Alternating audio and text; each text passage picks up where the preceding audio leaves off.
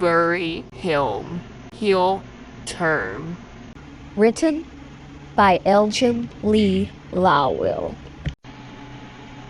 I'll shoot it to you straight. I go by the name Daniel Akito. And in my profession, if you want it, you often have to take it. Very few times will it offer itself to you. But when it does, if you do not accept it then, you may never get a second chance. It's funny, I've been in the independent wrestling scene for a few years now, and just recently made it to the upper mid-card. That's not to say that I'm bad at what I do, but rather, it takes a lot of time, work, and patience to climb that golden ladder that everyone else is also trying to climb. Sometimes, although it's not ethical, you just have to grab another guy by the back of the trunks and forcefully rip him off the rungs. In this business, that's what we call a burial. That is something to which I thought I would never do, to bury someone. But when the booker asks if you'd like to feed your hungry family for that week, where does your honor lie? It seemed to be a no-brainer. I'd step into the ring, work the match with the opponent, and when it was time to go home, I'd do it. I'd bury him. And that's exactly what I did. And not only ended the guy's run, but also their careers. And although it was a once-in-a-while thing, it seemed to bother me severely. And afterwards, it would haunt me for a long time. It wasn't too long after I buried this one guy that Terrence, our booker, decided that he was going to bring in Morbid Kamikaze, another Hafu from Canada. This guy was an amazing worker, renowned for being the meanest and strongest of his former promotion. They say that when he broke into the business, he broke in as a heel. And that's the way it stayed, because he simply lived the role, whether he was working or not. To me, the news of getting Morbid to jump ship over to our company was great. This meant a new storyline, and I could only hope that I would be a part of it. One night, at a benefit show in Asbury Park, after having set up for the show, I walked into the babyface tent, and these two wrestlers were exchanging ribs. I wasn't in a very good mood that night, considering my family was at home with hardly anything to eat while I was gone. So, as one of the guys asked the other, "How many rubber chickens should you hide behind a turnbuckle before a match?" I interrupted with the answer, in an annoyed tone, "You shouldn't hide any, you're a baby," as I sat down to lace up my boots. About that time, Terrence walked into the tent. He walked over to me and said, "Tonight's the night we announce the soon arrival of Morbid Kamikaze. And soon, not only will you be part of the storyline, but you'll be his biggest opponent yet, with a main event match at the big show. Daniel, You're about to be a main adventure.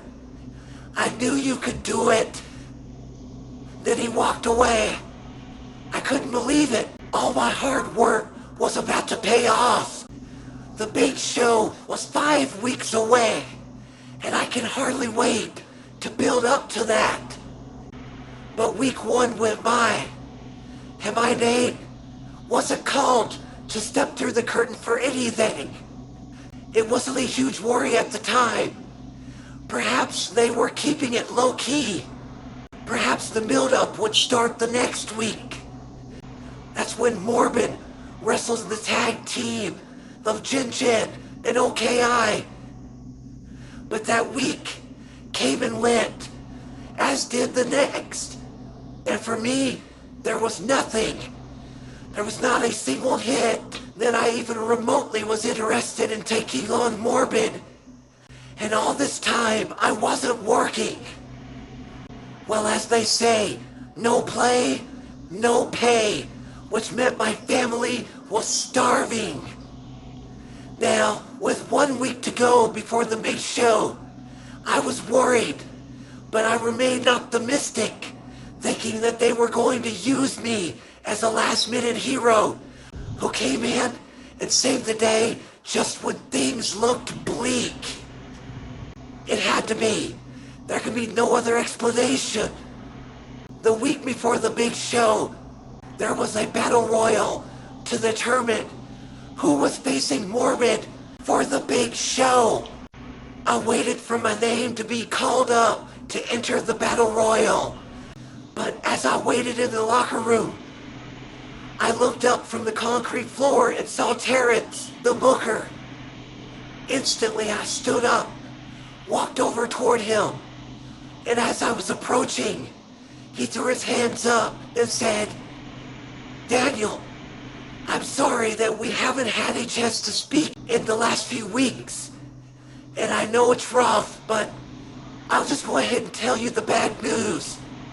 Daniel, you've been buried by the boss. I found out 2 weeks ago. And by the way, they're running Morbid as face at the next show. But for you, unfortunately, business is business. You're finished here. You can go home now, Daniel. Sorry." I thought to myself, sorry. For 4 weeks I made the trips. For 4 weeks I sat in the locker room while my family struggled to find food. All in high hopes for nothing. Nothing more than to be shot down and buried by a company that I helped build. And as if it were all too easy. Sorry was not going to cut it. I began gathering my belongings as the other wrestlers made their way to the ring for the battle royal. But as soon as I heard the bell ring to start the match, I snapped. I began throwing my luggage around the locker room and yelling out as I punched major holes in the wall. I was in a rage. I hastily made my way to the curtain, and like a man without a care in the world, I stepped through and ran like a raging lunatic down to ringside. No one seemed to know what was happening. I must have thought it was all a part of the show. I mean, everyone from the guys to security to the ring announcer and even the fans were just continuing with and enjoying the match as if it were just another night in the business. As I climbed the steel steps to enter the ring, a manager by the name Otto Von Ducey grabbed me by my leg, so I mule kicked him to the floor where he lay unconsciously. Then I stepped into the ring and was met by Sugar Shiva, one of the remaining 4 contenders in the match, who had backed me into the corner. But I managed to reverse the situation and drive his forehead into the top of the steel post 10 vicious times before he rode over the top rope, falling lifelessly to the floor below. Before I could turn around, I got a good hard forearm shiver across my back. I looked up from my bended position to see Jin Jin's face as I reflectively put 2 back elbows into his gut. Once I was upright, I intensively finger poked his eyes, causing one eye to come out on my finger and the other to flatten in its socket.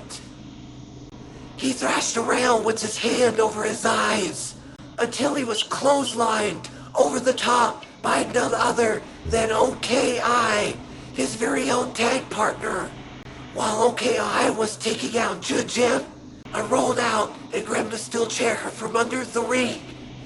I could hear the ring announcer as he called the action, and I liked it.